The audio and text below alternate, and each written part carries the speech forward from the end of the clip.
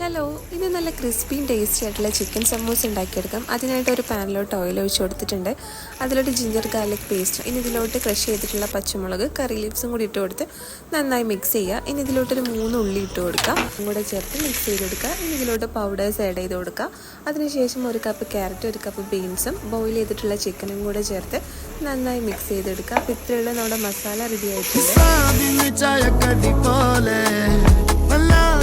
मुसीबत कोले जन हुस्न दबारे बन्ना शुंडा मुंडा कल्बिंडोले जन्नातिली चौटी कुटन तोने हिरांदिने तोट्ट मक्कन पोरे हलाकिंदे उलंगनी जोले जन मंदिरिंदे चारे तुझे हो रहा है प्यार सोनिया दोबारा हो तो क्या हो गया कुछ गलत नहीं सोनिया।